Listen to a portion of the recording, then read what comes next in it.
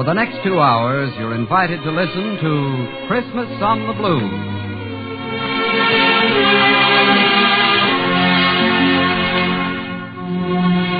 This is Christmas on the Blues. 2 full hours of the greatest entertainment has to offer, brought to you by the Blue Network from Hollywood, New York, San Francisco, Paris, Pearl Harbor, and the European battlefront. To make your Christmas a merrier one, you'll hear Paul Whiteman and his orchestra, Wendell Niles and Don Prindle, Lawrence Tibbett and Risa Stevens, Walter Winchell, the Andrews Sisters, Alan Young, The Life of Riley, starring William Bendix, Andy Russell, Charlotte Greenwood, the Fred Waring Chorus, Ed Wynn and his son Keenan, Joey Brown, the Paul Taylor Chorus, Herbert Marshall, Westbrook Van Bury, the famous voice of the March of Time, who will introduce our fighting men and women who are spending Christmas on far-flung battlefronts all around the world. and last but not least, the woman who heads our cast of over 200 actors, singers, and musicians, Our mistress of ceremonies, known to servicemen everywhere as Our Gracie, Miss Gracie Fields.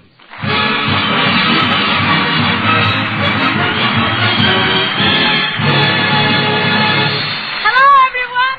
A Merry, Merry Christmas. I'm so glad you could be with us today because we're all in for one of the greatest listening treats in the history of radio.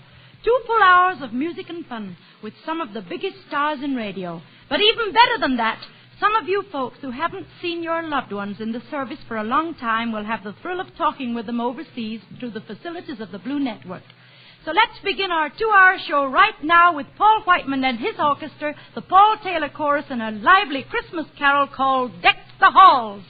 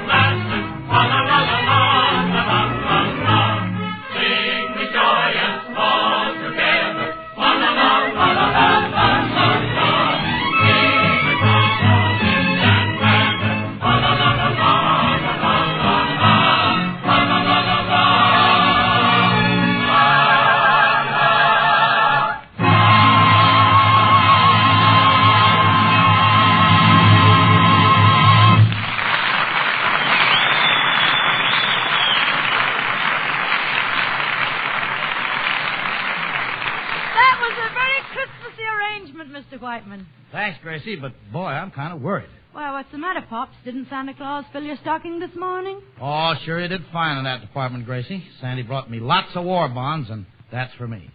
It's filling up these 2 hours that worries me. Why, Paul? We have lots of famous people. That's the trouble. We got too darn many. How are you ever going to get all these big names into a puny little 2-hour show? Well, the best way I know is to start introducing them as fast as we can. And first, I would like you to meet a brand new team of comedians who are going to work for Hires Root Beer on January 24th at 10 p.m. Eastern Wartime over the Blue Network. So Christmas on the Blue gives you a preview of this new show starring Wendell Niles and Don Prindle.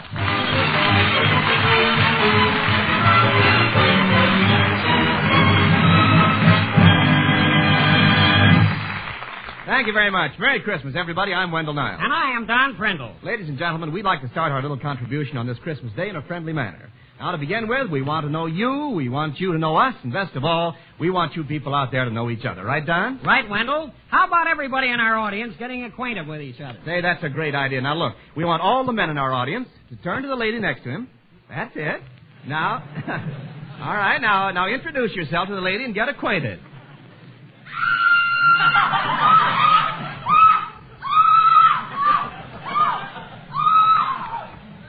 There's a sailor in every crowd. Well, now that we're all familiar with each other. Say, Don, how about telling the people something about ourselves, huh? They probably want to know who you are and where you came from. So what's your story, Don? Well, there's not much to tell, Wendell. Thank you very much, Don. Now, suppose you tell us about yourself. Hmm? Well, it's just the usual story of a genius. I see. Poor boy kicked around. People said I was dumb, lazy, and worthless. Did they actually use those words? Yes, but now those people have changed their tune. They're still using the same words. How true, yes, how true. What's your story, Wen?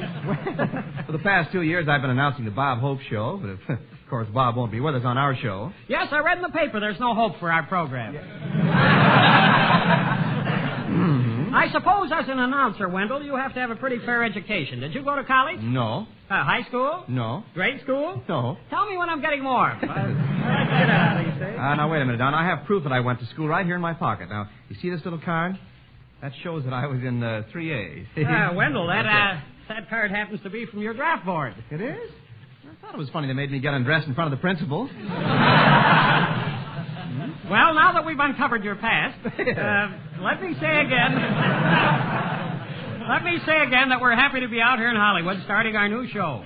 This Hollywood is a great place for an outdoor man. Oh, you said it, Don. I didn't know you were an outdoor man. Yes, I've been living outdoors for the last 6 months. I expect to find an apartment any day now. It isn't bad. Come right in.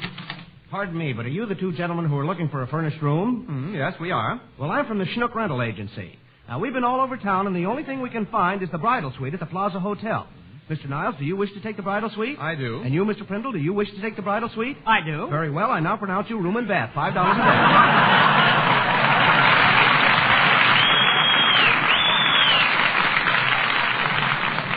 And now, Wendell, if you'll kindly run along, I have a little Christmas story I'd like to tell all the folks. Run along? What do you mean, Don? You're not staying out here without me. We're a team, you know, Niles and Prindle. After What do you all, mean? man. I just want to tell a story. How can you act that way when we've been lifelong pals? Why do I have to make all the sacrifices? What do you mean, make sacrifices? Well, don't you remember we were in vaudeville together? You mean the time we played the part of a horse? Yes. Didn't I go to the front for you? Yes. What a part I had. Well, we ate, didn't we? You're half ate. And now, do you mind if I tell my Christmas story? I'm very proud of it, Wendell. I wrote it myself. Oh, you wrote it yourself, huh? Well, has the Blue Network censor, Dorothy Brown, seen it? No, why should the censor see it? Well, I don't need a censor for my story, little story. Look, Don, you don't seem to understand. You're new at this racket. Now, I've been on the air a long time. You realize there are a lot of things that you can't say on the radio. Now, what if your story contains some naughty words? I beg your pardon. I happen to be an Eagle Scout. Oh, I'm sorry. All right, Don, I'll tell you what I'm going to do now. I'll let you read your play, but I'm going to have to censor it as you go along because Dorothy isn't here. Now, if I hear one risque word, I'll ring my little bell. I have it right here. Now, like that. You get it? Yes, Okay, now you tell your story. Okay, my story takes place on Christmas Eve. A boy and girl are riding along a country road far from the city's hustle and bustle. Can't say bustle on the air. I'm But sorry. I have to say bustle. This takes place in the back country. I'm sorry, Don. Your bustle is out. My what? Your bustle is out. That's just the way I'm built. Truth. Go on with your story, Don. Well, they're riding along a country road. Suddenly the boy stops the car. They got to keep riding. But Wendell, he's out of gas. You'll have to change it. I'm sorry. But he hit a tree. You'll have to change it. He had a flat tire. Oh, well, that's okay. Then you change it. Go on with your story, Don. The young man looks around for help. Mm-hmm. Suddenly he sees bright lights and hears music coming from a cocktail bar. No cocktail bar, please. He hears music coming from a roadhouse. No roadhouse. The choir is singing Sweet Adeline. So he turns to the girl and says, "Do you want to dance?" No dancing, Don. He pulls out a package of No cigarettes. smoking, sorry. He offers her a drink. No drinking. All right. She doesn't dance, she doesn't smoke, and she doesn't drink. She doesn't? No, in fact, Lloyd's will give you 10 to 1. She's dead. Anyway, the hero walks up to the door of the cafe and decides to step in. Can't say step in. I'm sorry, it was a slip. Can't say slip. Why can't I say slip? Because that also comes under the censor's ban. Underwear? Can't say underwear, I'm sorry. Well, you know how those things creep up on you. Yeah. Will you please finish your story, Don, after all? Well, okay. Suddenly the boy hears the girl scream. A big animal is coming out of the wood. Bear? No, he had a hat and coat on. What kind of a... Well, the savage beast grabs the boy, crushes him in his powerful arms. He can't breathe. He stands there and pants. All right, I'll drop the pants.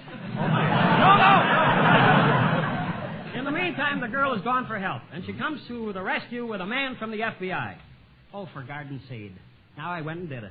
Ring the bell, ring the bell. What's the matter? I had to go and say FBI. But, Don, there's nothing wrong with saying FBI. Yes, there is, Wendell. I'm ashamed of myself, really.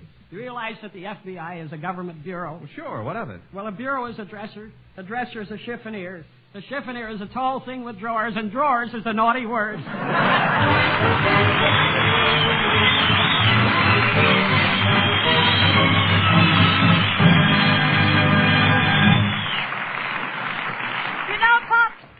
On the blue makes me feel a little blue. Oh, how can that be, Gracie? Well, I'll tell you all about it, Pop.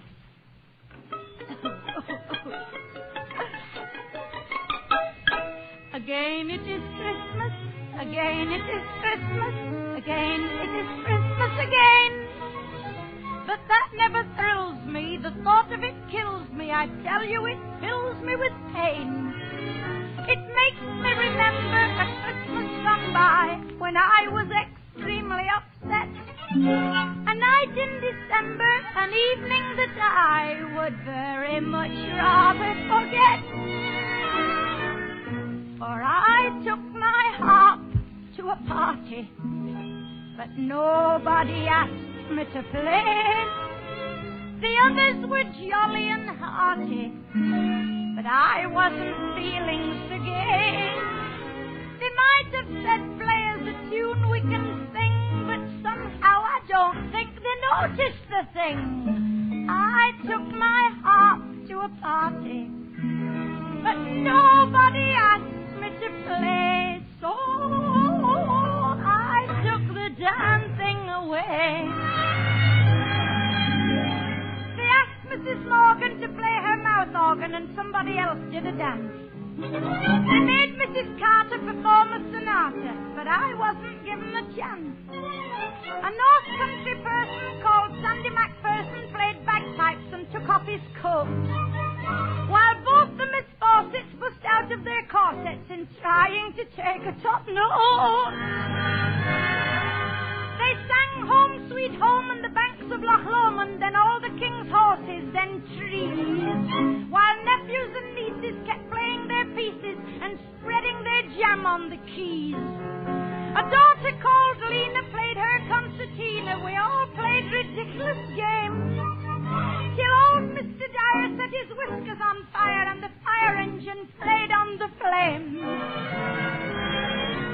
But I took my harp to a party, but nobody asked me to play, so I took the damn thing away.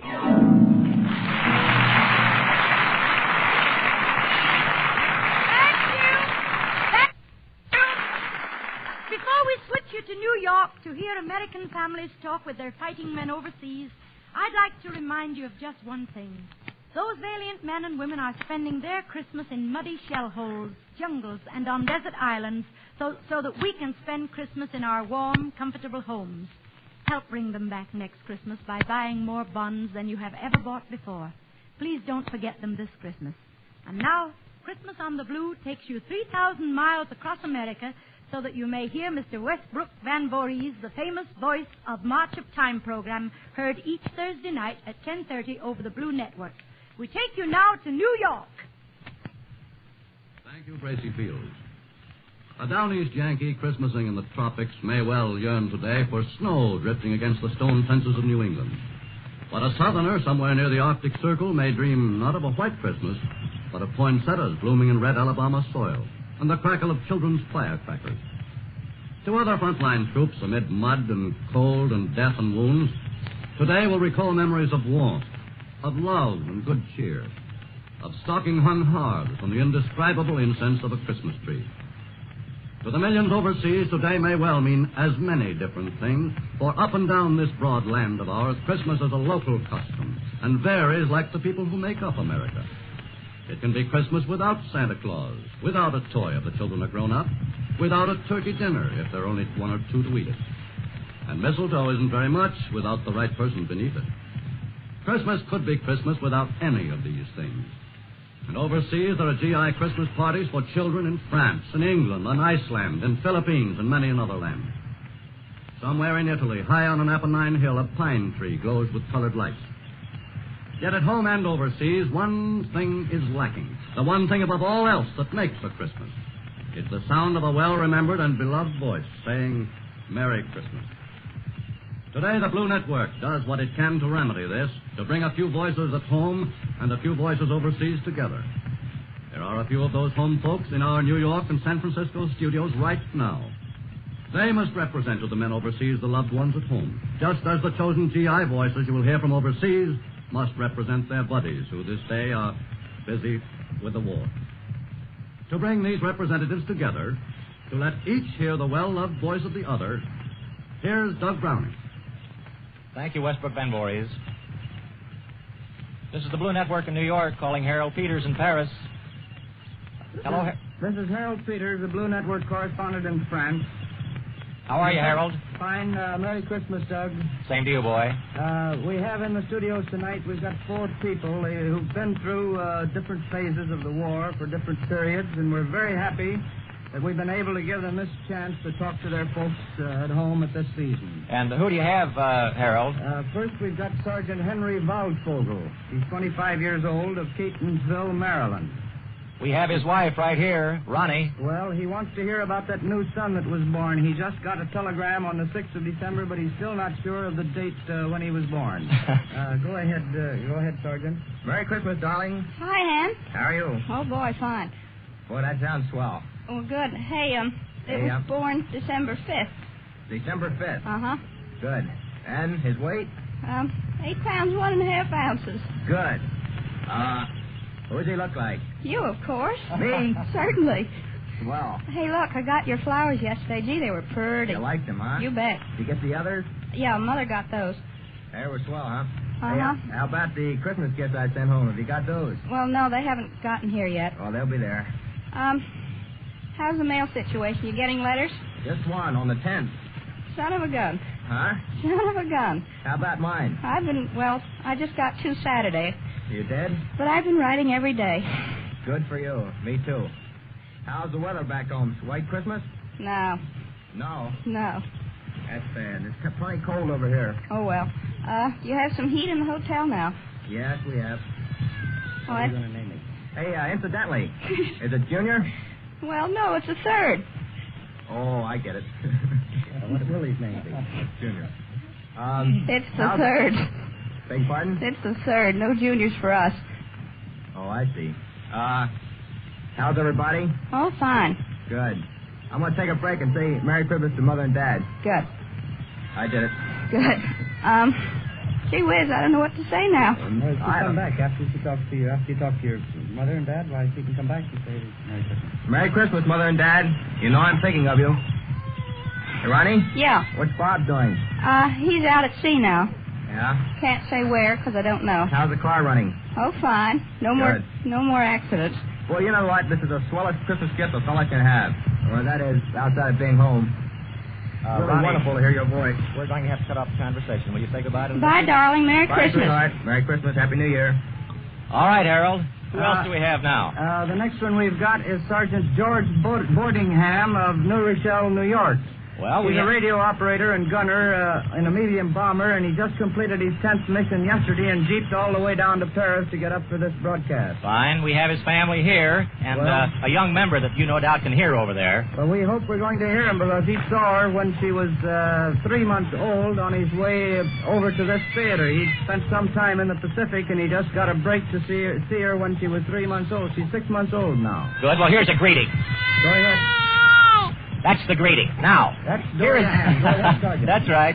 Here is Mrs. Boardingham, your mother. Go right ahead. hers, Mother. Oh, much love this Christmas, George. It's wonderful to hear you. Oh, it's swell. Isn't this a wonderful Christmas present? Yeah, it's swell. Oh, that's great. How have you been? Oh, I've been wonderful. That's good. And Dad? Oh, he's grand. That's you should good. see him. I'll bet. You should see him with 100 pounds more on since last Christmas. 100 more? Yeah. What does that make it? George, I want to tell you something. Yes? Speaking to you today and having Doris and the baby with us has made this a wonderful Christmas for us. Uh-huh. Well, how's Dad? Wonderful. God bless you, boy. And Okay. every mother's daughter and son all over this world. Okay. Merry Christmas. Hello, darling. Hello, darling. How are you? Oh, fine. How was the Jeep ride? Oh, very good. That's good. Can you hear the little one shouting? Yeah, I hear her. She's How a much noisy devil now. How much does she weigh now? 16 pounds and a couple of ounces. Uh-huh. She's on Good 3 deal. meals a day. Uh-huh. Are you Thank- getting my letters? Yes. Good deal. You getting mine? Well, a few. A few. Few and far between. Yes. Are you smoking a pipe yet? No, I'm still smoking cigarettes. Good deal. Which reminds me, I sent you some. Thank you. You may get them. Thank you. Oh, gee. Hello, George. Hello, Pop. How are you? Oh, fine. That's good. The best of health. You talk to Doris again. Okay. Hello, darling. Are you? Fine. That's By the good. way, you're going to get another pair of socks. Say, I need them. Yeah, I bet you do. Cold feet. That's all the time we have. Hey, that little one makes a lot of noise. Yeah. Well, goodbye, darling. Goodbye, darling. Merry Christmas. Merry Christmas. Say goodbye. Goodbye, son. Bye, Good Mom. luck. Bye, George. So long, Pop. This is Blue in New York saying goodbye to Paris for the time being. See you later. We'll stand by. Right. We return you now to Hollywood. In a short while, we will hear from another group of fighting men and their families. But right now, we want to hear Paul Whiteman and his orchestra and the Paul Taylor Chorus in one of the outstanding musical arrangements of 1944, Holiday for Strings.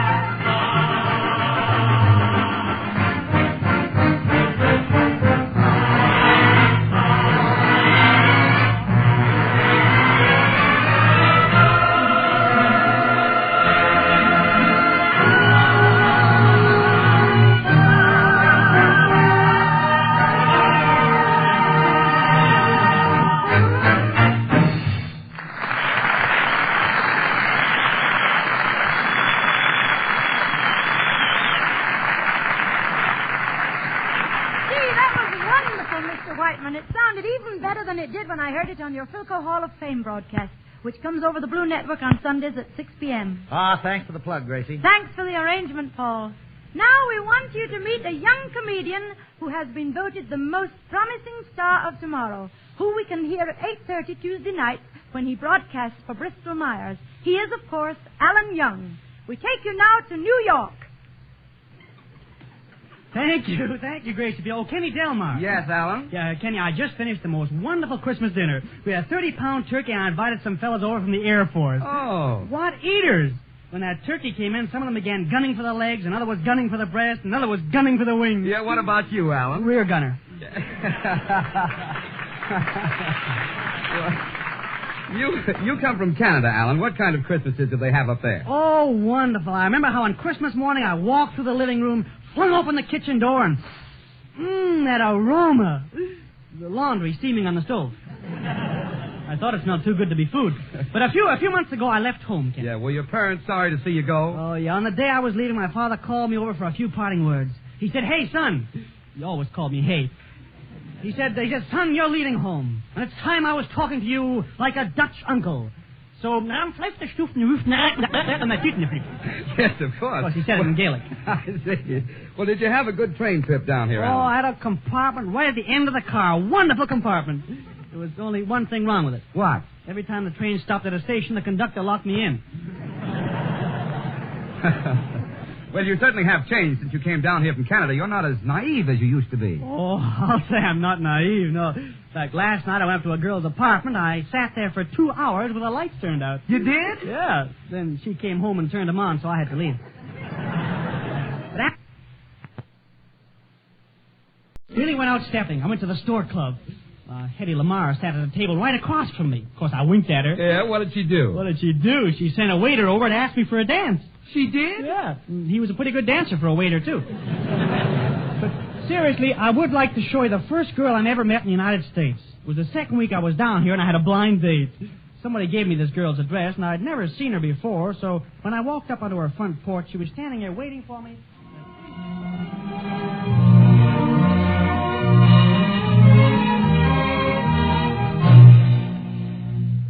Are you Betty? Why, yes. Well, hello. Alan Young, it's you. Yeah, and it's you. Yeah. Yeah. Well, should we neck? Oh, why don't we just sit on the porch swing here? I don't want to wake up Grandpa. Okay. Oh, it's fortunate we got together. Yeah. You know, my being here is quite unexpected. So is mine. My mother wanted a girl. Do you do much reading, Mr. Young? Oh, yeah, I read all kinds of books. Oh, good. So do I. Do you like Little Women? Yeah, but I like books, too. You, care to feel the muscle on my arm? Oh, all right. Yeah. Oh, my. Your arm is as hard as a rock. How did it get that way? Got a rock up my sleeve. See, Betty, you know, you're about the prettiest girl I ever saw. Oh, Mr. Young, you're fooling. Yeah. I like you, Betty. I like you, too. Mr. Young, are you going with anybody? Yeah, anybody. Oh, I had a girl once, but I quit going with her because she was so deceitful. Every night she used to tell me to put my arm around her because she was cold. And she wasn't. What did you do when you were sitting alone with a girl like this? Oh, we used to play post office. You did? Yeah. We just sat there, and I opened my mouth, and she rammed a package down my throat. See, it's getting a little darker, getting a little quieter, too. Betty, will you sit on my knee? But, Mr. Young, what about my grandpa? He'll have to stand. I can't seat the whole family. Betty? Yes, Mr. Young? What I'm trying to say is, you doing anything tonight? Why, no. Oh. You doing anything tomorrow night? Why, no.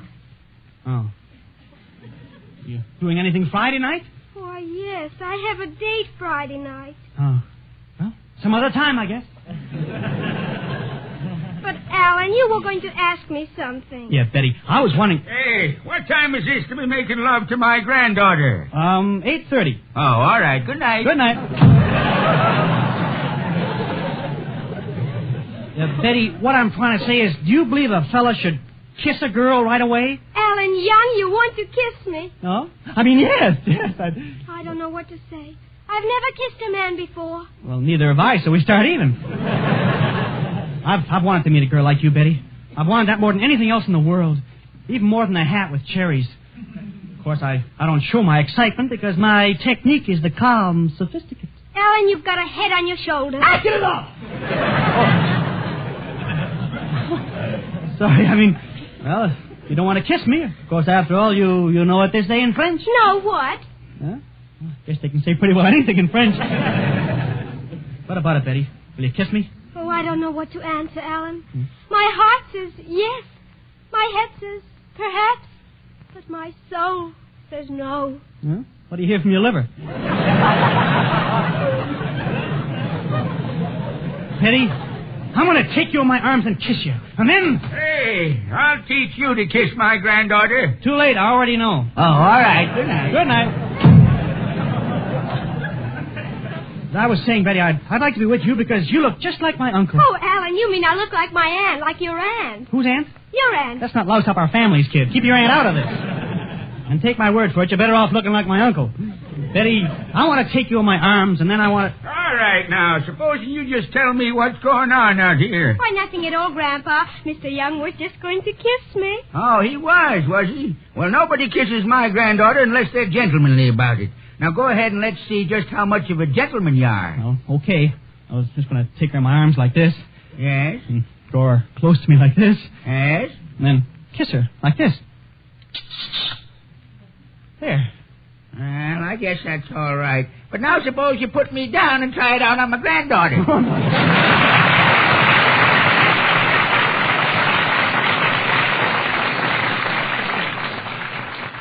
We pause briefly in this Blue Network Christmas program for station identification.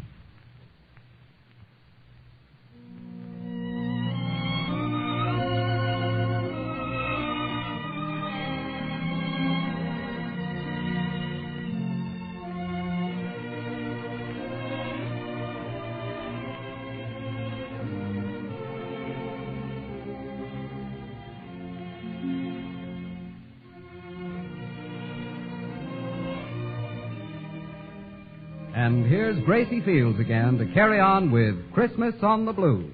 And to start off our second half hour, we have the pleasure of presenting two of the great stars heard on the Texaco Metropolitan Opera program Saturday afternoon at 2.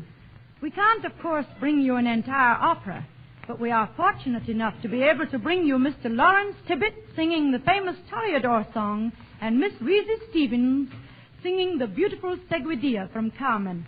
Mr. Tibbett and Miss Stevens will be heard with the Metropolitan Orchestra under the direction of Cesare Sodero. We take you now to New York.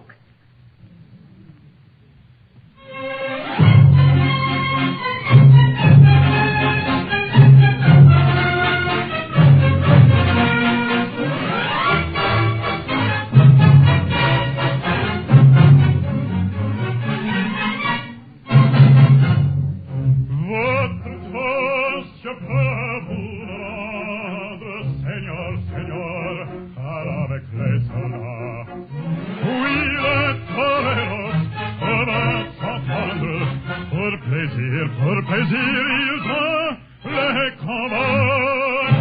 Le cirque plein séjour de fête, le cirque plein du haut en bas.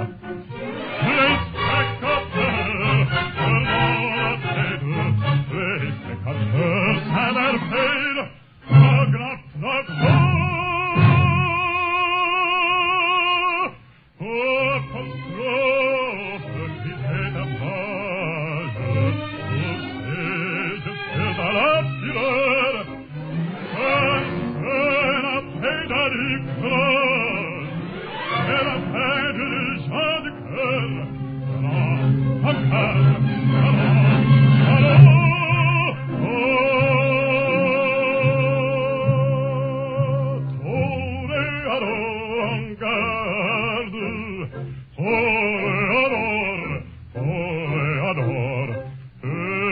Songe bien, oui, songe en combattant, comme noir.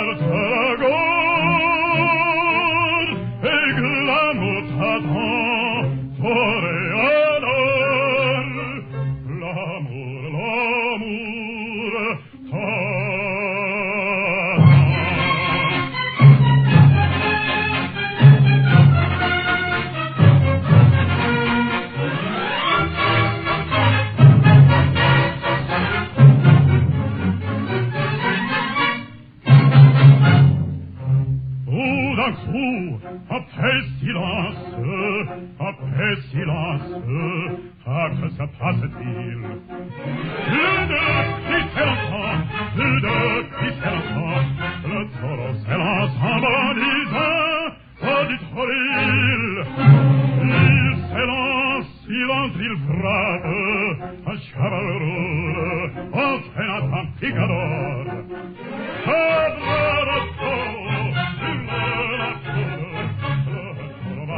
Il vient, il faut pas courir, c'est pas de rire, un peu de cour, de cirque pas de sang, quand je trouve un fragile et grille, c'est un four maintenant,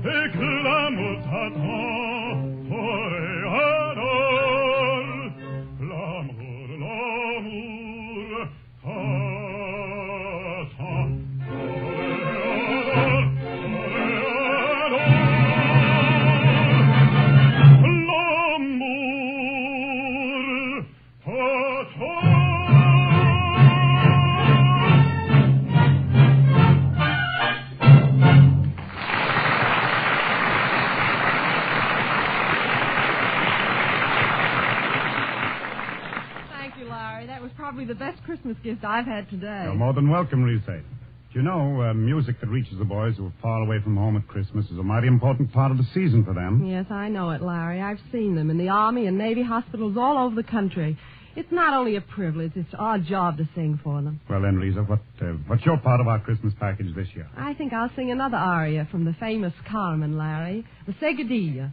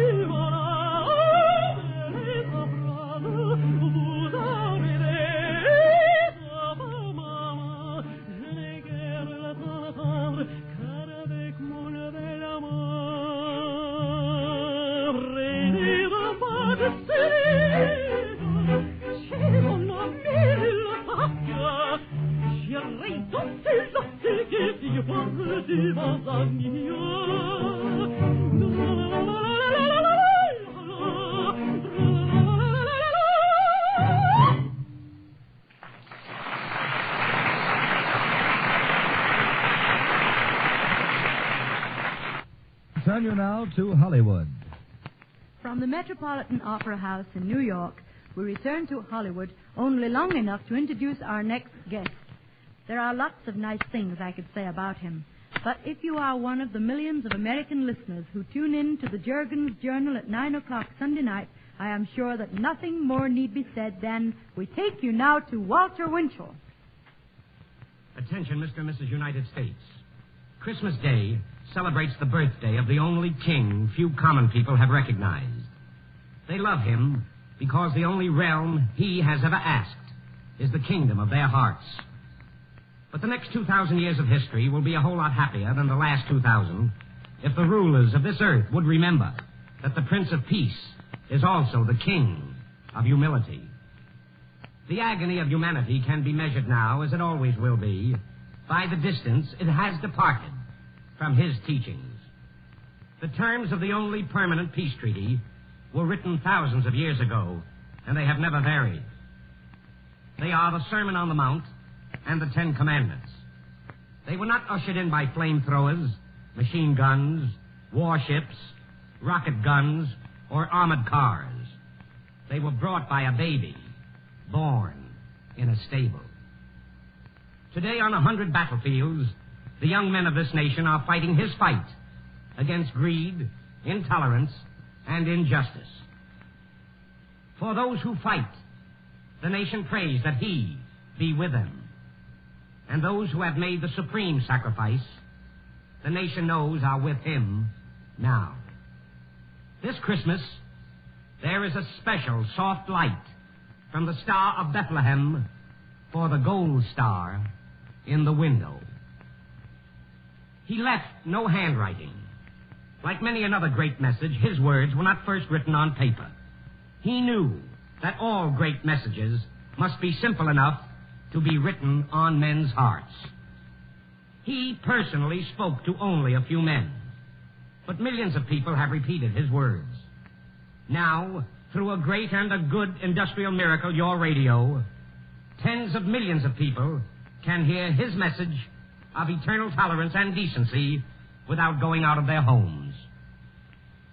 The forces of evil use radio in code, a secret weapon. But for free men speaking in the open, it is public weapon number one. For every secret enemy communique in the field, the Blue Network alone sends millions of public messages into American homes to rally American citizens to the cause of our country. Messages vital to the welfare of its free citizens, and therefore vital to the welfare of our nation. Yes, the Blue Network will be functioning long after the last enemy wireless set is silenced. But until the day that all men speak under the general bond of charity and tolerance, the decent people of the world have no choice but to speak with weapons and war bonds. We are fighting for the bond of his brotherhood, underwritten by a promise 2,000 years old. And no more effective method of helping exists today than by purchase of a war bond underwritten by the United States government. A great American war president, nearly 100 years ago, stated America's only war aim: to do the right as God gives us to see the right, and to do that with malice toward none and with charity toward all. That will be as valid 500 years from now as it was when it was repeated nearly 100 years ago by Abraham Lincoln, because it was said over 1,900 years ago by the man who gives us our hope and our strength today. And that great permanent purpose of America is why a United States war bond is the greatest possible expression of the general bond of all mankind. Ladies and gentlemen, I feel privileged to speak of humanity's debt to radio today because no man owes it more than I do. I believe from my heart that with the advent of radio, the forces of evil lost their greatest confederate, secrecy, and the forces of good gained their strongest ally, easy, direct, and public communication. In expressing my debt to radio as an invention, I would feel remiss if I did not express my appreciation of the Blue Network in particular. I am proud, as a broadcaster, to have the use of such a great instrument of civilization as the radio. But I am particularly proud, as a Blue Network reporter and commentator, to say that I believe this instrument of civilization is treated by the highly civilized executives of the Blue Network as a sacred trust of the American people and the people's priceless Bill of Rights. And now, may I present one of the working trustees of your Bill of Rights, a man whose high purpose matches his greatest responsibilities, Mr. Chester LaRoche. Thank you, Walter. You are truly a national institution. Now, in this, one of the great public service programs of the day, I am sure all of you who are listening will not feel it out of place. If in behalf of the Blue Network and its 190 stations, and for Mr. Noble, our chairman, I thank the famous stars and our overseas staff who have worked with us to make this program one of which we are proud. A program which we planned in the mood of the day for your pleasure and relaxation. It is our way of saying Christmas greetings and thanks for your loyalty to the Blue. As you share the spirit of the day with those dear to you at home, we of the Blue Network are mindful that out of your hearts pours forth a mighty prayer to those of our flesh and blood overseas. They are fighting for what we so profoundly believe in, that this is far and away the greatest country in the world. If all these prayers surged into one, they would swell into a mighty chorus, a voice so loud that over the roar of the guns every one of our boys overseas would be sure that despite our temporary flaws or our failures of the day, never before was a home front so determined to stand shoulder to shoulder with its fighting men. The Germans and the Japs brag of their efficiency and unity of purpose, often brought about by the Gestapo and the point of the gun. But their efforts can never match ours. On D-Day, our leaders told us that we had met every demand for guns and supplies. The American volunteer method, based on information, had beaten the fascist method based on compulsion. But now, the news from the Western Front makes it clear to all of us that our leaders must ask us to do far more than we have ever done. But let us not wait. Let's get the radar equipment, the trucks, the tires, and the ammunition. Let us pile up supplies, pile on pile, until there is never again a question of enough. The Blue Network will cooperate with our war leaders in making clear what we are up against and what is needed. We will present fearlessly all sides of a problem. Our commentators are allowed to express their own opinions. They need not conform to ours. We are not afraid of the result if the extreme liberal or the extreme conservative viewpoints are heard, as long as both are heard. Our faith is such that we believe, given all sides of a question, our people will act soundly and with judgment. That is the basis of democracy. To help make democracy grow and assume its rightful place in world leadership, we pledge ourselves to find new ways to use the full power of radio, liberally and progressively and unafraid. Thank you. We return you now to Gracie Fields in Hollywood. This is Gracie Fields in Hollywood again, and right now I would like you to meet three young ladies who are starting a brand new program on the Blue Network next Sunday, 4:30 p.m. for the Nash Calvinator Corporation. Christmas on the Blue presents the Andrews Sisters.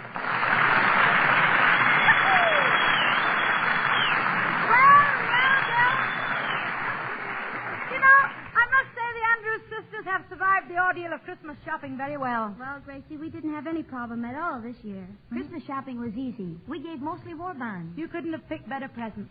And they're so easy to wrap. And they'll be so wonderful to unwrap in a few years because they will be worth a lot more money. But better than that, they will help win this war. Now then, what are you girls going to sing for us? Well, it being Christmas, we couldn't think of anything better than Jingle Bells. Well, okay, then let's hear Jingle Bells. Jingle bells, jingle all the way.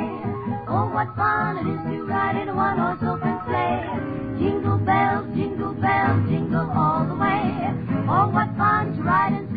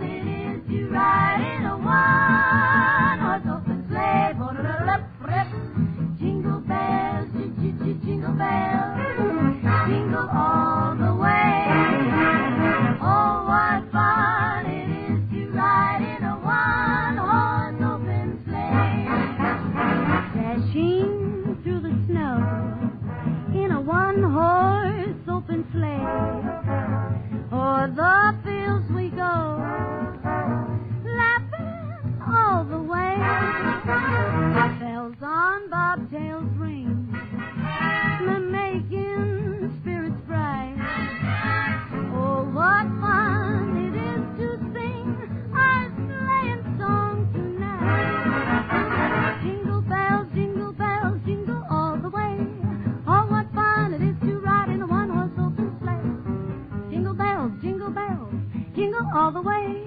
Oh, what fun it is to ride in a one-horse open sleigh.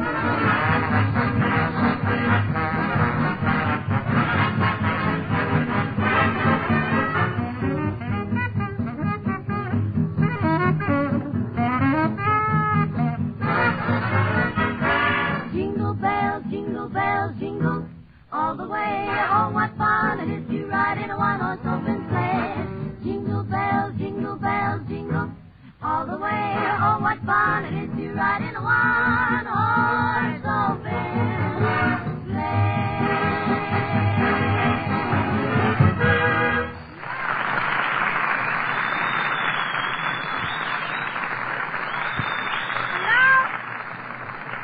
Now we throw our studio doors open with a great big bang to give as hearty a welcome as we know to that great star of the entertainment world. From the Blue to you, our Christmas good wishes, Herbert Marshall. Thank you, Gracie, and greetings of the season to you, and to all the Blue, and all America, and all the world, with obvious exceptions. But I know I speak for all of us when I say that we lend our ears on Saturday night to your show, The Man Called X, without fail. Oh, thank you. I never miss your show, Gracie. It's excellent. Well, thank you, but your show has so much excitement and pace and drama. Oh, my dear Gracie, I must protest. In fact, we have a spot on our show for you as Mr. X. X marks the spot. Uh-huh. Now, you shouldn't have bothered. Oh, presenting Herbert Marshall. No, in The Man Called XYZ. Oh, really? I did. In the case of the missing clause, or Kris Kringle comes a cropper. The double cross. Extra, Santa Claus Christmas, read all about it. Let's see no agreement, Santa Claus Christmas. Calling Santa Claus. Come in, please. Calling Santa Claus. Come in, please. Oh, Santa Claus, come in wherever you are. And here, radio listeners, is the latest news about the mysterious disappearance of the well-known gift tycoon Santa Claus. The Greenland Weather Observation Post saw Claus riding a fair wind with his reindeer prancing along in good shape. Weather conditions remain favorable, but he's not been heard from since. Foul play is suspected. The Emergency Council is now meeting in New York to take steps. Gentlemen, you have been called into the Emergency Council to see if you can make suggestions as to the possible cause of the disappearance of Santa Claus. But you have been of no help. As battling a case as I, Sherlock Holmes, have ever met and must.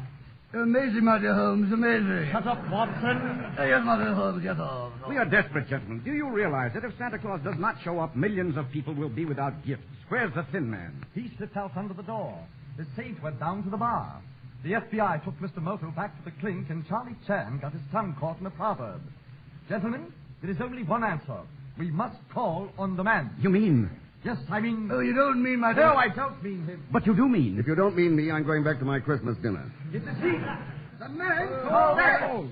Call me why. I'm in disguise. Oh, won't you slip off your disguise, Mr. X? It's so hot in here. Yeah, it is a little stuffy. I resent that, X. Sorry, old boy. I meant to be offensive. Now, you will see me as I really am. I remove my beard, my dark glasses, and my false nose. Presto. Thank you, madam. Thank you. Well, Mr. Chairman, we are baffled by the disappearance of Santa Claus, who was last seen in his sleigh heading toward this country. We must find Claus. How did you hear from him before he disappeared? He's on our shortwave two-way beam, but now he does not answer our call-up. We suspect foul play. Indeed, if we didn't suspect foul play, we detectives would have a devil of a time making a living. Oh, that's a good one, X. Oh, that's a very good one. Shut up, Watson. Oh, my dear Holmes. Have you the transcript of the log on the shortwave station just before his disappearance, if I'm not being too technical? Why, yes, here it is, right here. Uh-huh. Calling S. Claus. Calling S. Claus. Over. This is S. Claus. Wind 90, speed 150, course 190, ceiling 210, correction, ceiling 200. I wonder what made him lower the ceiling. Obviously the OPA. That was Claus's last transmission. Yes. Then the radio announcer read the news. Yes, I have it right here. Quote, tonight the OPA... I knew they had something to do with it. Tonight the OPA decided... very interesting. What could the OPA say that would affect Santa Claus? Gentlemen, the case is solved. And not only that, but I've got 2 clues and a wet footprint left over. Wonderful. X brings home the bacon. Bacon X. Oh, very good one. Shut up, Watson. Oh, Holmes. There's not a moment to lose. Come on, all of you.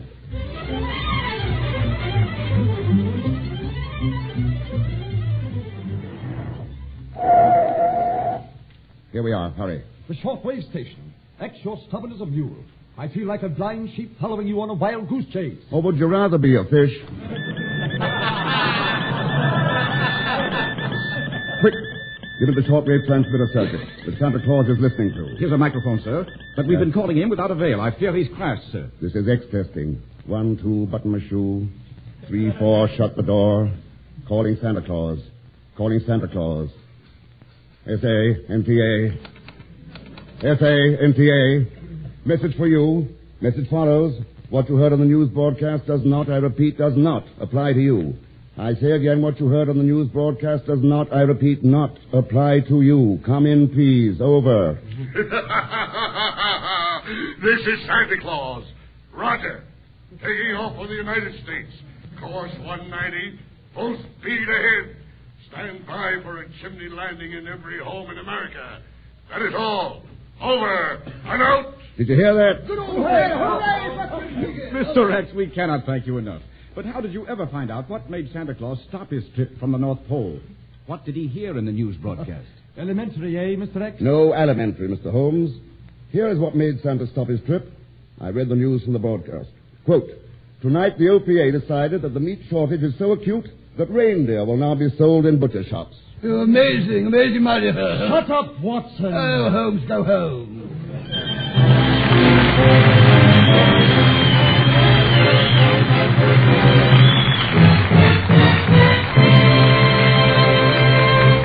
Many thanks to Herbert Marshall, better known as the man called X. Now it is time for another visit between the servicemen who are spending Christmas overseas and their families who are wishing they were here in America. To bring you the second overseas pickup, we take you now to Westbrook Van Voorhees in New York. At home, a lot of the fun of Christmas is in the suspense. Wondering what is in this or that package. Yet scrupulously obeying the injunction, do not open until Christmas. Overseas, the U.S. fighting man could hardly be blamed if he opened his Christmas box as soon as it came, GI packs being as heavy as they are. And long ago, long before December 25th, news pictures reached the U.S. showing GIs unwrapping these gifts mailed away back last October. After all, fruitcake tastes good any time, and socks and sweaters are as warm December 1st as they are today. So, far from home, their presents unwrapped. Today, for many a U.S. fighter overseas, is one more day of mud or dust, cold or heat. Food from rolling kitchens or K-rations. GIs in the U.S. have a fighting chance to call home. But all the transatlantic and trans-Pacific lines together could never take care of all the fighting Joes overseas who want to talk to the best girl in the world, whether she's mom or wife or the girl next door. Now, here's Doug Browning again. Thank you, Westbrook. Hello, Hal Peters in Paris. Hello, Doug. Who do we have over there to talk to in the way of some boys? Now, we've got Private John Marsala of Brooklyn. He's here in the studio with us. He was wounded at St. Lo last July by a landmine, but he's absolutely all right now, and he's waiting to talk to his mother and father and his two sisters. Well, by golly, we've got him right here. Here is his mother. Hello, Mom. Merry Christmas. Hello, John. Hello, how are you? All right, Johnny. How are you? Well, Mom. Don't worry. You have a nice Christmas, John? Yes, well. I hope you got a nice Christmas and Happy New Year. Good. How about you? All right, we have a nice Christmas, John. Well, how's Pop? He's all right. That's nice. You're going to talk to him in just a minute. All right, good. Everybody's all right, Johnny. That's you well, know, Mom. Johnny is Nicky's in prison war, you know. Yeah, I heard He's about enjoyment. He's all right, Johnny. That's swell. All right, Johnny. Don't worry too much, Mom. Okay. How would you like to talk to Evelyn now? Put her on, please. Here she is. Hello, Eve. Chip. Hello, Eve. How's the kid, brother? Chippy. Hello, Eve. Hello, darling. How are you? Fine. How are you? Okay. That's good. I hope you have a very Merry Christmas, Chippy. Same to you, Eve. Listen, darling, I would have brought Patty, but you know how she is. She's starting to crawl around. But Uh-huh. she's at Carl's mom's house. Do you want to say hello to them and a Merry Christmas, please? Thanks. They're listening in. Okay. Who was that? Carly's mother. Will you please say hello to them? Hello there, Mrs. Ritter. Thanks, darling. Merry Christmas to you, and Arthur, and all the rest out there. Now, how about Dad? Here's Hello, Pop. Pop? Hello, Johnny. How are you? Pop. Okay. Gee, it's good to hear your voice. Oh, yeah, nice. Listen, Johnny, I want to ask you a question. Yeah? You receive any money? Yeah, I got it, Pop. Okay, nice. Don't send any more, though. That's right. All right. Now, how about the other sister, all right? Here she is. Hello, Johnny. Hello, Angie. How are you? All right, how are you? Okay. That's swell. Johnny, will you say hello to Charlie? He's listening in. Charlie? Yeah. Hey, Charlie. How are you, boy? Wish you a Merry Christmas and a Happy New Year. Same to you, Take honey. care of yourself. Now you have 15 more seconds to say goodbye to Mom, all right? Okay. Johnny, take care of yourself. God bless you. Yeah, same to you, Mom. Johnny, you received the package I sent you? And, With the cents? Yeah?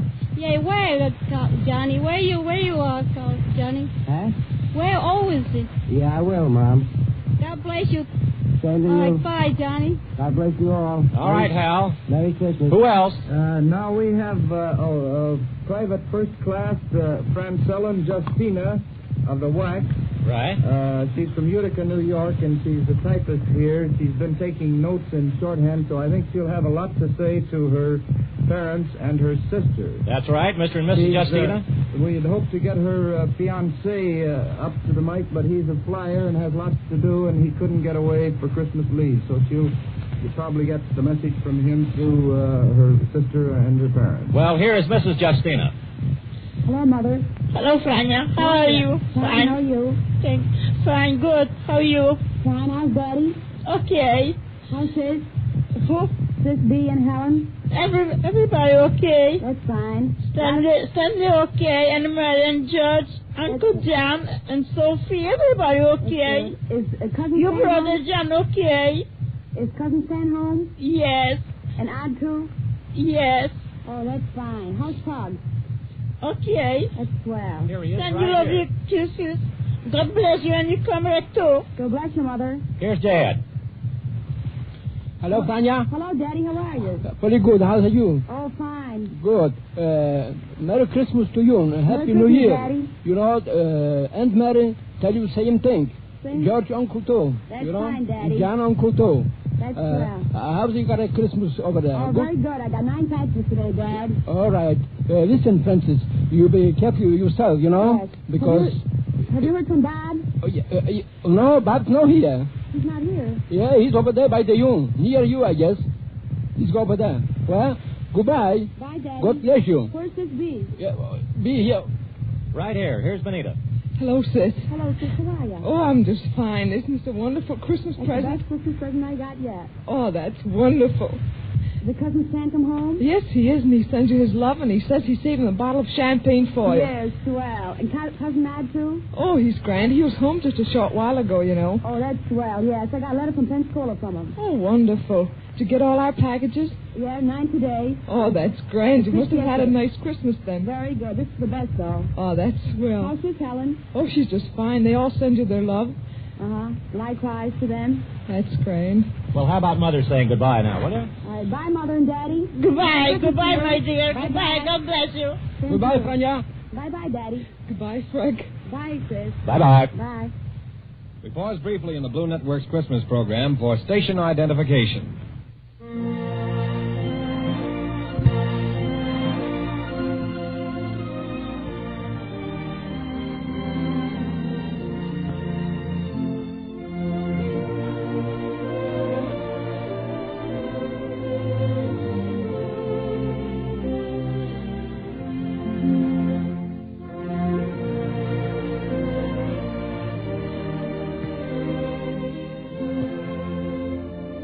From Hollywood again, we're starting the second hour of Christmas on the Blues.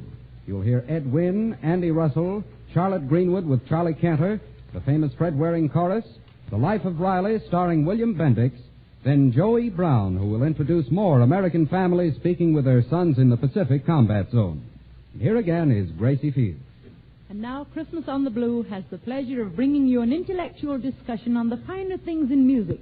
And this discussion will take place in New York between the famous Metropolitan Opera commentator, Milton Cross, and the famous authority on anything ridiculous, Mr. Ed Wynn.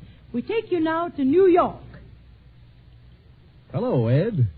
Hello, Milton. Well, it's very nice of your sponsor Borden's to present you in Happy Island every Friday night and then to give you to us today. Yes, I'm glad to be here, Milton.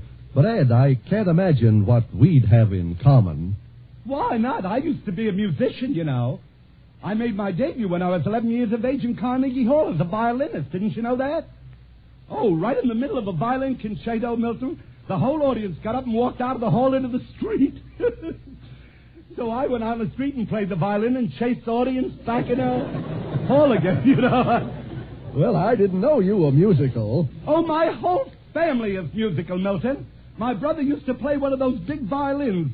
What do you call that, the biggest violin in the orchestra there? Oh, you mean the bass viol. A bass viol. My brother used to play one of those.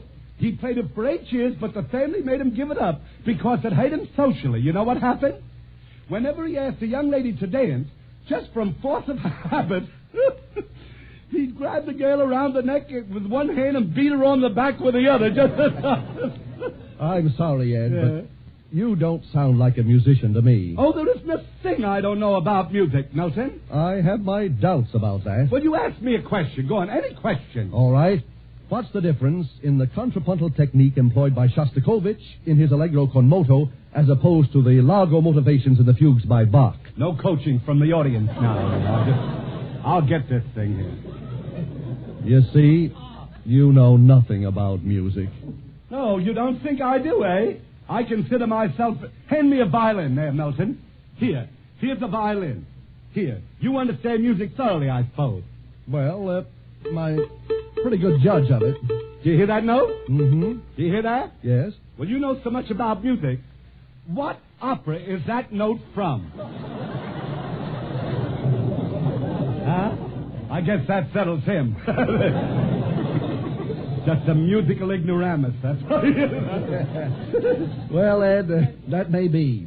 But to strike a serious note for a minute, we have a special guest this afternoon, and I think you're just the man to introduce him. All right, Milton. Now, ladies and gentlemen, I hope that you will permit me to drop my comic mask and appear before you as a human being. If I were asked why our next guest should be on this program, I'd say, for one thing, that he's probably the fastest up-and-coming young comedian in the movies. I think he proved that in See Here, Private Hargrove, in which he didn't have the title role but got more attention from the critics than anyone else in the picture. I think he's also the most versatile young comedian in pictures, too. But I think that he is entitled to a spot on this great Christmas show today because at the present time, he is making 3 pictures simultaneously, also being an assistant director on another picture, and still found time to write a story which is going to be made by MGM. That is why I think this young man should be with us today, and not because he happens to be my son, Keenan Wynn. Keenan isn't in New York, so we're going to try to contact him in California. Hello, Dad. No, that's my line, Pop. I say hello, Dad. Oh, I thought I'd say hello. No, you got it kind of mixed up. There's my son now. Hello, son. You got another line, Pop. You say, I miss you, son. I got to have the right cue. Oh, is that so? Yeah.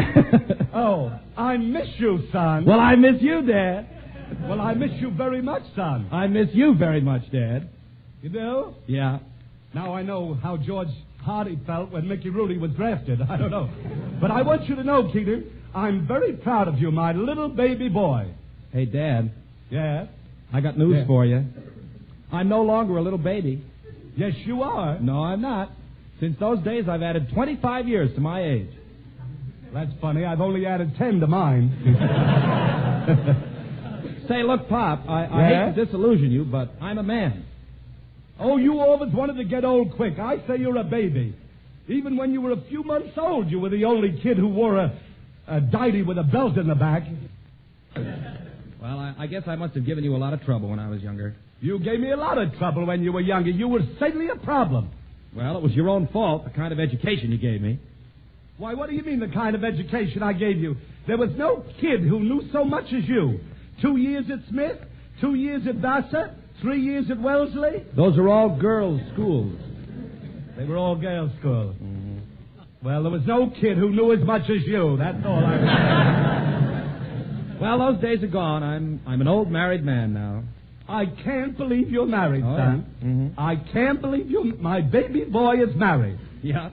And your baby boy has a baby boy of his own, little Edmund Wynn. How do you like that? My son has a son. How do you like that? I gave my son a splendid education. I sent him to the finest schools in the East. I bought him 7 speedboats, 3 expensive foreign cars. I squandered a fortune on him, and that's the thanks I get. Just when I'm starting to go out with young girls again, he makes me a grandfather, the rat. Well, you just got to face it, Pop. You're a grandfather. I'm a grandfather. Well, I don't feel like a grandfather.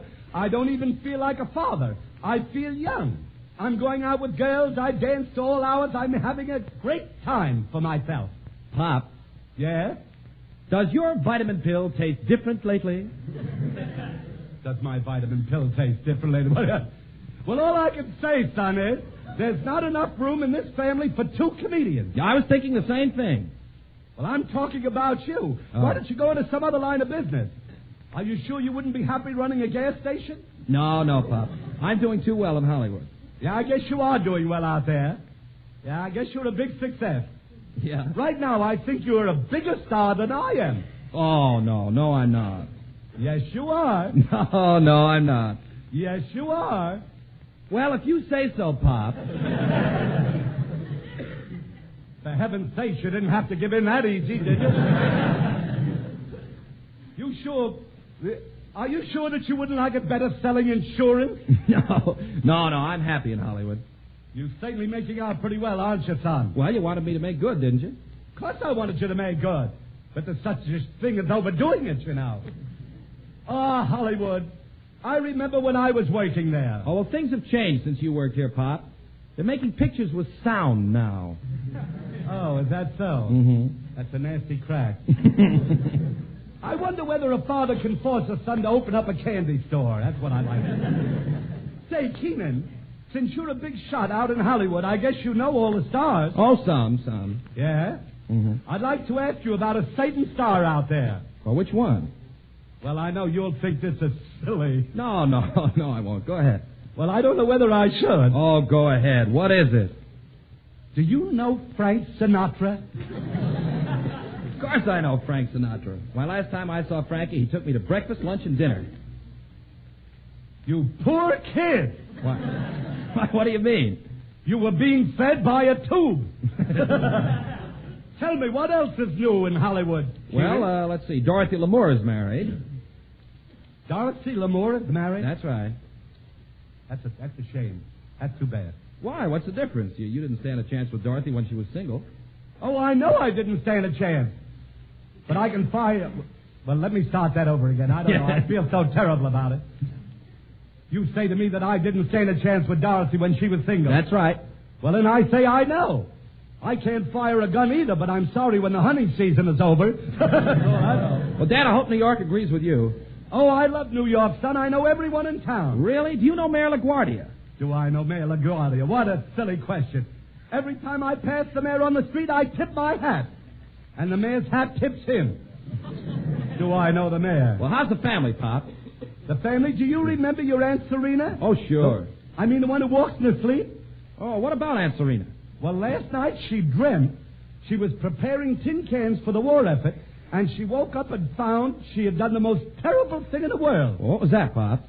Well, she dragged her husband to the bathtub, turned on the faucets, was stepping on his face, and then started to yell, "I'll flatten this one out if it takes all night," she said. Well, say, Dad. Yeah? I forgot to congratulate you on your 50th birthday. Yeah. I want to congratulate you now, Dad, and I hope you live another 50 years. Well, that's awfully sweet, son. I'm repeating this for the New York audience. You're congratulating me on living 50 years and hope I live another 50? That's right. Well, I believe I will, because I feel stronger right now than when I started the first 50. Well, before I go, Dad, what else is new? What's new? Don't you know that I've got the most popular radio program on the air? The most popular radio program on the air? Well, not exactly the most popular program, but it's among the first 10. The first 10? Well, the first 10 programs on Friday nights, yes. Anyhow, it's got the biggest listening audience of any show. The biggest listening audience of any comedy show? Well, not exactly the biggest, no. It's not the biggest listening audience. But we got more laughs than any show. Well, you got more laughs than any show. Yes, any show like Inner Sanctum, yes. And besides, the sponsor, think of this, Keenan. Yeah? The sponsor has given me a contract for 5 years. 5 years? Well, it's really 3 years. That's really what it is. 3 years? Well, not exactly 3 years, no. But it's for 2 years with monthly options. Monthly options? Well, I'm on next week. You're not going to talk me out of that.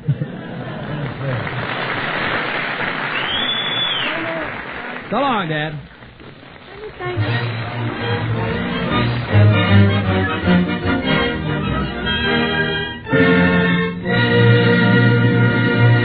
Many thanks to Ed Wynn in New York and Keenan Wynn here in Hollywood. It is rare in this business of being funny to find such a bond between father and son. And it is impossible in this business of winning a war to find a bond better than a United States war bond. Buy all you can as soon as you can, so that our fighting men won't have to spend another Christmas away from home.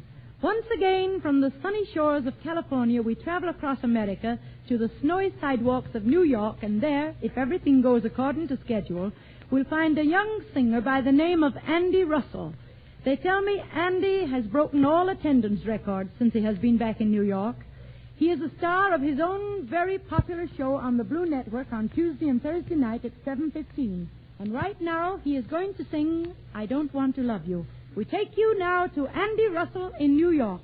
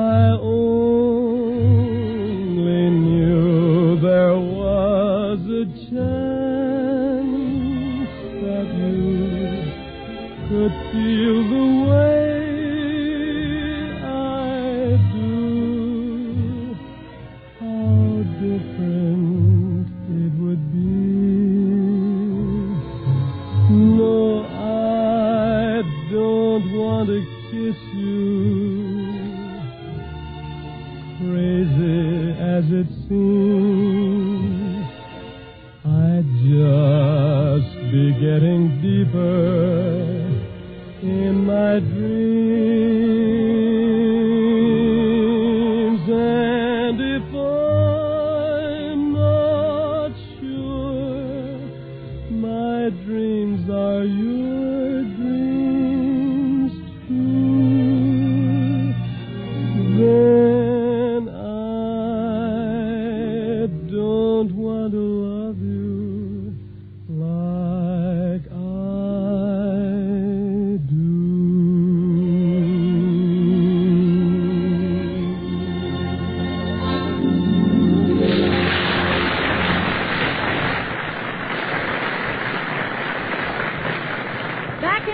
Greenwood, now I want you to meet a young man you met earlier on the program. Right now, he is playing in his usual role as announcer on the Charlotte Greenwood Show. Mr. Wendell Niles, start announcing, please. I guess you folks have been reading in the newspapers and magazines about the wonderful new homes we're going to have after the war.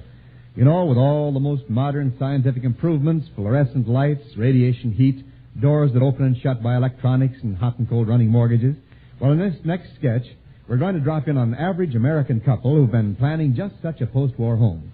And so it becomes my pleasure to introduce my favorite comedian. As a matter of fact, I've been introducing her over the Blue Network each Sunday afternoon on the Hallmark Charlotte Greenwood Show at 3 o'clock Eastern War Time. I want to say very sincerely that it really is a pleasure to know her and to work with her. Here she is, America's First Lady of Comedy, Charlotte Greenwood.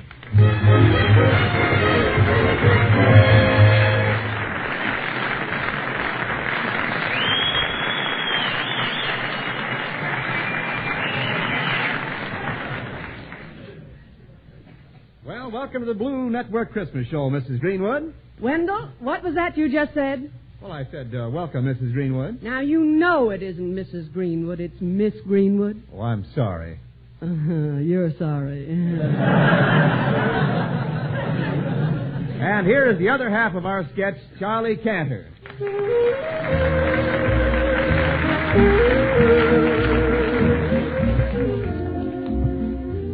Oh, sweetheart, come in here, quick. Do you know what this is? Yes, darling, it's a roll of paper. No, I know we can't build now, but when we can, these are the plans for our new house. They've just been approved by FHA. Isn't that wonderful? FHA, anybody we know? FHA means Federal Housing Administration. Oh, do they approve the plans? We're building the house, aren't we? Sure, but they have to approve them. Mm-hmm. Look, this is the blueprint. I'll spread it out here so you can see it. Mm-hmm. I don't want a blue house. I want a white house with green shutters. Well, that's what this is going to be. We want a white house, so you bring home a blueprint. Look, honey, it's going to be a white house with green shutters. Where does it say that? Doesn't say that anyplace. Now, look, honey, this is the living room. Well, it's awfully small. Oh, I forgot to tell you. It's a scale of 1 inch to 1 foot. A 1 foot living room? Now, that's silly. No, what I mean is every inch here is a foot. Well, that's ridiculous. How can an inch be a foot? What I mean is whenever they mean a foot, they use an inch. Now, there's no sense to that at all. Oh, look, you will have to take my word for it, but this is the living room. They're not putting anything over on you, are they? Why should they try to put anything over on me? Well, everybody else does. You remember when you bought that Oriental rug? That was a mistake. Yeah. Well, maybe this is a mistake, Well, too. now, look, darling, nobody's trying to put anything over on me. This is backed by the government. You said the FHA. But the government is the FHA. Now, don't tell me that. Now, the government is the USA. Look, the FHA is part of the USA, like Oklahoma. No, not like Oklahoma. Well, Oklahoma is part of the USA. All right. Never mind Oklahoma. Now, please, look at these plans. Well, what are those things? Seats. That's impossible. You can't get them. Can't get what? Seats for Oklahoma. Darling, will you forget Oklahoma? Those are window seats. Well, where are the windows? Right there. Well, they don't look like windows to me. Oh, look, you have to use your imagination. You can't imagine windows. They have to be there. Well, just take my word for it. They are there. Now, look, here is the fireplace. Oh, now, that looks awfully small. Don't forget the scale. I know. One foot. Forget the scale. I know. One foot is an inch. Yes. Yes, don't tell me that again. Now, where does the smoke go? Up the chimney. But there isn't any chimney. Look, that shows the chimney. Oh, I see. Yes. With oranges growing on it, you save the price of a smudge pot. Yes. Look, sweetheart, that is not the chimney. That happens to be a tree. Does that go with the house? No, it's just the architect figured a tree would look good there. An architect? What do we need with an architect? Well, he drew up the plans. You told me the FHA drew them up. FHA approved them. Remember, everything works through FHA. You know what we want. Why don't you make the plans? Well, I couldn't make plans that a contractor could build a house from. Oh, what do we need with a contractor? Already we have a lot of people hanging around, and it's supposed to be our house. Look, a contractor's the man who actually builds the house. I thought we were building the house. Honey, please leave everything to me, will you, please? Now, look, sweetheart, look, Lenny Pie, this is the bedroom. Mm-hmm. Well, we're going to have twin beds, aren't we? Yes, of course. Where does it say that? Doesn't say it any place. I thought a smart man like you would get everything in writing. Look, honey, it makes no difference to them whether we have one bed, twin beds, or sleep on the floor. Oh, well, then let's not have them. Let's not have who? People who made these plans. Why not? Well, if they're not interested in our house, let's get somebody who is. Oh, please, sweetheart, look at these plans. Now, will you please look with a good eye? Look. Now, look. Here. here is the kitchen. See that? Yes. Now, let's see. Now, where can we put the stove? Put it in any place you please. Yeah, we can have an electric stove. Well, certainly. The house is all wired with millions of outlets. Mm-hmm. Where are the wires? I don't see them with a good eye. They don't show the wires. Why not? Well, I don't know, but the wires are there. They must be there because here are the electric lights. Mm-hmm. And the very newest thing, concealed lights. Yes, well, they can't be concealed very well. I can see them plain as day. I know, but listen. First you show me wires I can't see, and you tell me they're there. Then you show me lights I can see, and you say they're not there. Of course they're there. They're long tubes filled with a kind of a gas. Gas? You said they were electric. Oh, they are electric. They work through either AC or DC. You said everything worked through FHA. Look, darling, please. Just forget about all that for a minute, will you, please? Look how convenient I made everything for you. Just 2 steps from the kitchen to the dining room. Mm-hmm. Where's the door? Here it is. Where does it say that? Doesn't say that any place. Well, where's the bathroom? Here it is, right next to the bedroom. Why couldn't we put it on the other side? Well, the kitchen is there. Well, we could move the kitchen in here. We can't, sweetheart. That's the dining room. Well, put the dining room there. And where would we put the living room? Well, put it where the bathroom is. It wouldn't fit. Well, we can make it fit. It's our house, isn't it?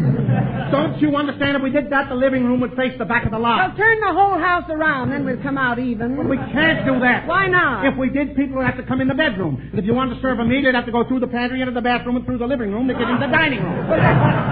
Put the kitchen where the bathroom is. It won't work. What do we do with the bathroom? Well, shove it back there. That's no good. Then if you want to take a bath, you'd have to climb out the kitchen window.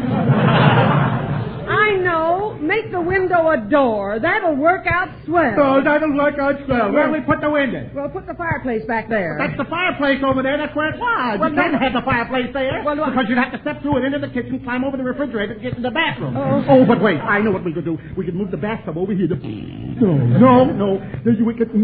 Then, then when you went to bed, you'd have to hang your clothes in the pantry, and in the morning you'd be taking your shower in the china closet. Wait a minute. Yes? I've got a better idea. What is it? You darling, you tore up the plan. Yes, let's go completely crazy. Let's try and find an apartment.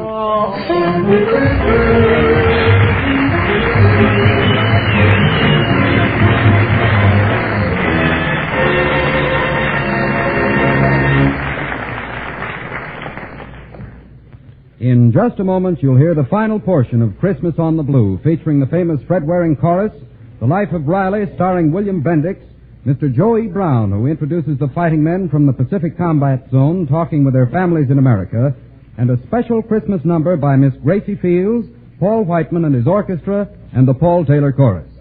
We pause now for station identification.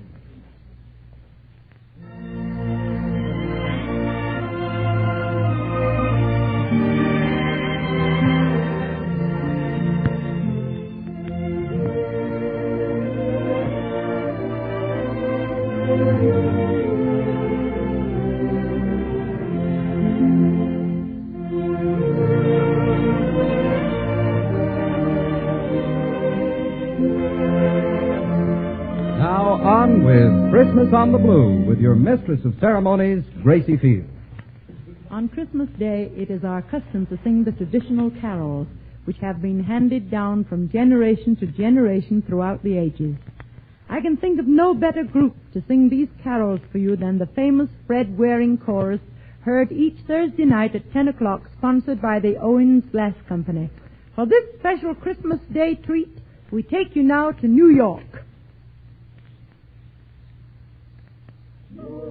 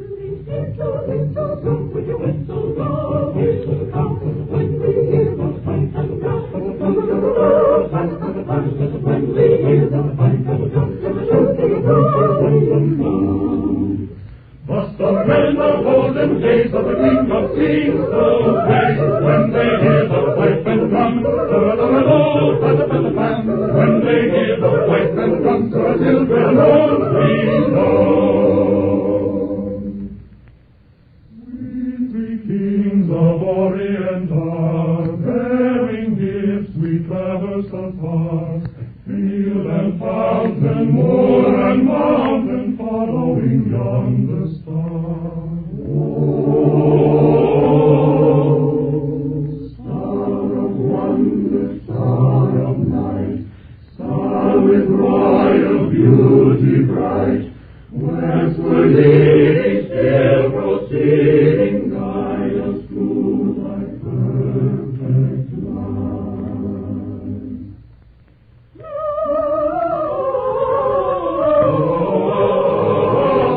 Gloria in excelsis Deo.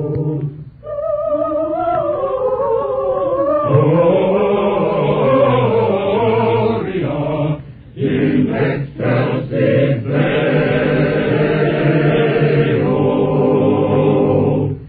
Angels we have heard on high, sweetly singing o'er the plain, and on mountains in the sky, echoing their joyous strain.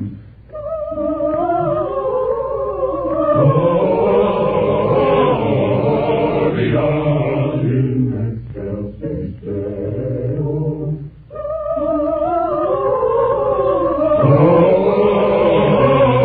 Gloria in excelsis Deo.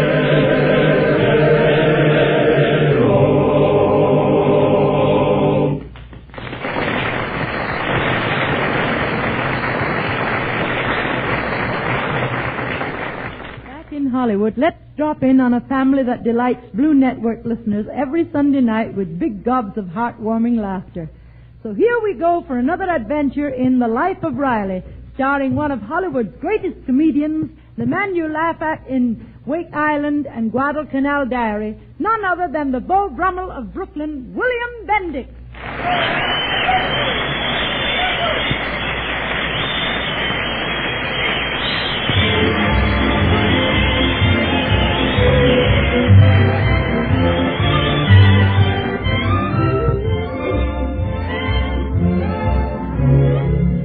Well, it's Christmas morning in the life of Riley, and the scene is the little living room in war worker Riley's California bungalow.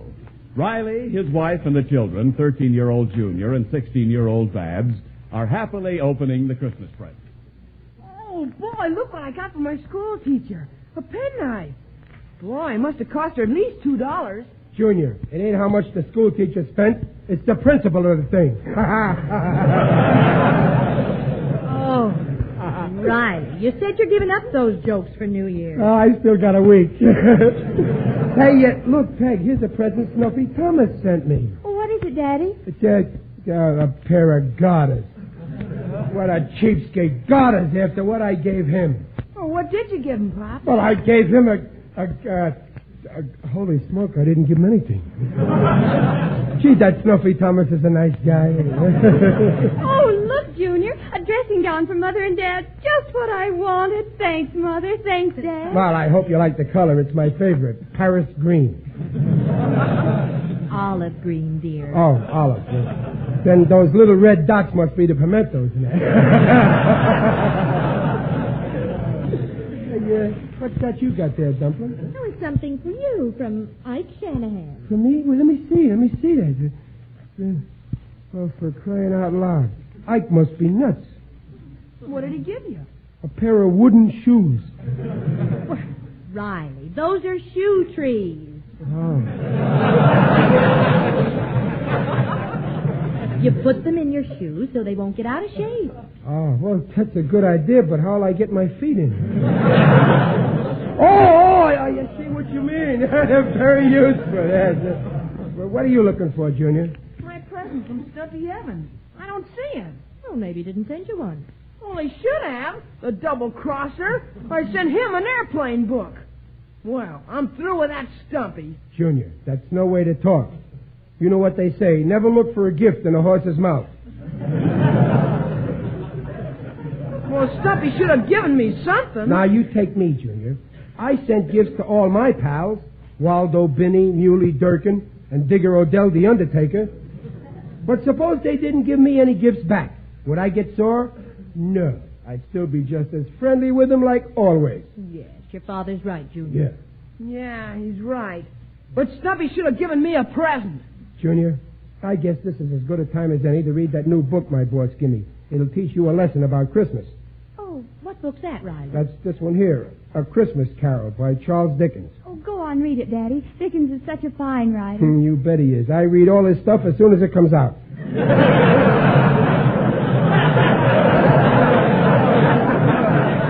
Daddy! What? Daddy, Dickens is dead. He is, huh? These Los Angeles newspapers don't tell you anything.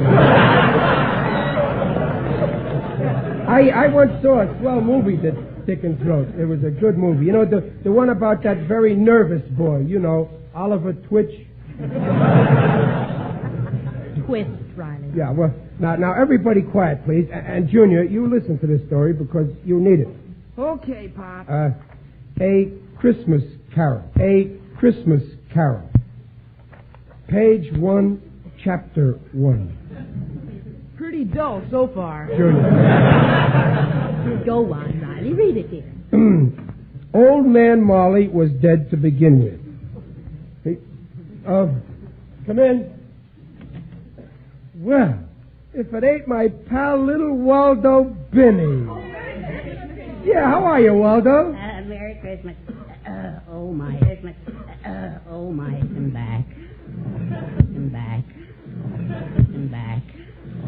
Well, no wonder. Look at all them packages you're carrying there. Well, I have a few dear friends that I must give presents to. Well, now, if you mean us, Waldo, you're welcome here any time without presents. Now, which package is which? Mr. Riley, first pull down the shade. Oh.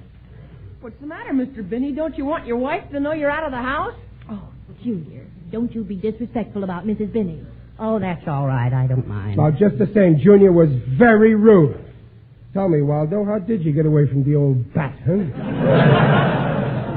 Well, it's easier on Christmas than other days. See, I waited till she stepped under the mistletoe, puckered her lips and closed her eyes, and then I escaped. Waldo, old pal, sit right here in my own favorite Morris chair. You must be tired holding all them presents. Oh, the presents. Oh, yes, I almost forgot. Mrs. Riley, this is for you. Oh, I missed it. And here's one for Babs, and one for Junior. Merry Christmas. Gee, thanks a lot, Mr. Binney. Oh, I just know mine is perfume. Mr. Binney, you're a darling. Well, yes, I am. What's that, Mr. Riley? Merry Christmas, Waldo. Thank you. Same to you. You better take out the package you got in your back pocket, Waldo. You'll be more comfortable. I haven't got a package in my back pocket. But is it in your breast pocket? I haven't got any more packages. Oh, I see. Riley was just reading us the Christmas Carol. Oh, fine. It's my favorite story. Yeah, it was a Christmas present I got.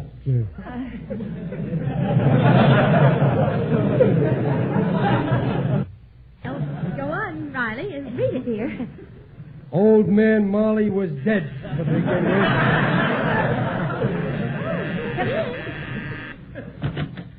Merry Christmas, folks. Why, it's Muley Durkin. That's right. Yours truly, little Muley. And with all them packages, he looks very Yuli. Come in, Waldo. How's about letting my pal Muley sit in the Morris chair? You can sit on that there footstool. Certainly. Then my feet can touch the floor. No, sit where you are, Waldo. It's time for the presents, and there's no time like the presents. That's the kind of talk I like to hear, Muley, old best friend I got. Well, here you are, Junior. Gee, thanks, Muley. Yeah, and this is for you, Babs. Oh, thank you, Mr. Durkin. And this is for your charming mother. Why, Muley, thank you. And Riley? Yes, Muley? Those slippers you gave me were nifty. They were, huh? Yeah, I thank you from the bottom of my feet. And in appreciation, Riley, old pal, there's something I want you to have. What's that, Muley? A Happy New Year.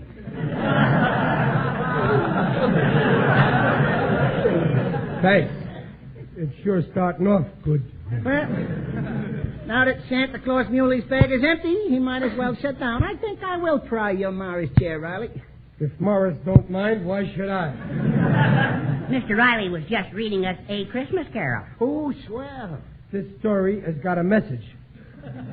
It's about a miser who don't never give nothing to nobody. Are you listening, Muley? Riley, go on with the story. Old man Molly was dead. He didn't know when he was well off. Greetings, one and all. Well, if it ain't my favorite undertaker, Digger Odell. How are you, Digger, old pal? Hello, Riley. You're looking fine. Very natural. Well, I feel good, Digger. Say, you must be tired carrying all them boxes. Not at all. I like to carry boxes.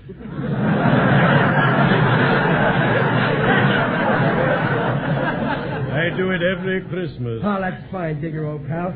Muley, you get up and let my best friend, Digger, sit in tomorrow's chair. Wait a minute, where will I sit? There's a log there in the fireplace. Listen, Riley, I don't wear asbestos pants. Oh, Muley, sit here on the sofa. Isn't it a lovely Christmas, Mr. Odell? Ah, yes. Joyous Noel. I adore Christmas. It's so gay. Sure is, Digger. Except it ain't like the old-fashioned Christmas where everybody gave presents to everybody. I always give presents. What else is money good for? After all, you can't take it with you. Well, you ought to know, Digger. Every Christmas I paint the town red and green. That's why I'm known in the trade as a live wire. Good old Digger. Now, Mrs. Riley, this package is for you. Merry Christmas. Oh, why, thank you, Mr. Odell. The same to you. Something for you, Babs. Oh, thank you. And for little Junior. Gee, thanks a lot. And now... your cough reminds me, Riley. Here's something for you. What is it, old pal? Have a cough drop. Thanks. Can I have it for keeps? Riley, go on with the story. What story? Pop was reading us A Christmas Carol. Proceed, Riley. Old man Molly was dead. Let's not talk shop. Continue. Why can't they let this poor guy Molly rest in peace? Come in. Mr. Riley, I have a package for you. You have? Well, gee, that's fine. That's swell. That's wonderful. I'm glad you're pleased, but for heaven's sake, stop pinching my cheeks. Oh, I'm sorry. I was just so excited. Put it down here, will you? Oh, my goodness, what a big bump. You said it. Oh, wait a minute, boy. Thanks for delivering it. And this dime is for you. No, thanks. I couldn't take it. It would put me in a higher income tax bracket. Well. Ain't that a big box, though? Who's it from, Dad? I don't know, but I know who it isn't from. Oh, Riley. Yeah, it must be from a stranger. Friends is okay, but believe me, the people who don't know me like me better. Riley, I think you'd better open the package. Yeah, sure. Well, what do you know? A whole big tool chest, complete with everything. Ain't it beautiful? Oh, I'll bet that's somebody back plenty. Well, here's a card, Daddy. Who's it from? Let me see that. Merry Christmas to Riley. We had you worried, didn't we? From, What's the matter, dear? Go on. From his pals, Waldo, Muley, and Digger. Merry Christmas. Yeah, Merry Christmas. Merry Christmas. Boy, what a rib. What a rib. Loud, I thought I'd die. Yeah, this is a good one. Well, Riley, what do you think of our little gift? Oh, fellas, you shouldn't have done it. But boy, am I glad you did.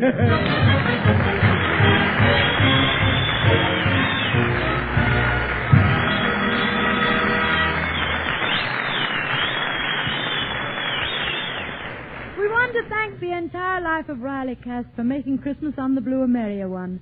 And now I have the pleasure of introducing a man who has traveled to every fighting front in this war to entertain our boys. He knows what it means for those homesick boys out there in the Pacific to talk to their loved ones here at home. So before we try to contact those certain men in the Pacific, I would like you to meet the star of Stop or Go, sponsored by McKesson and Robbins, and heard Sunday evenings at 8:30 over the Blue Network, Mr. Joe E. Brown.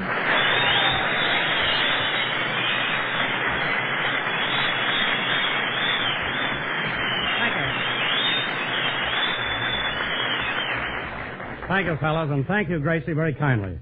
And thanks to the Blue Network, I'm privileged with the honor to wish every one of our great kids in uniform all over the world a Merry Christmas.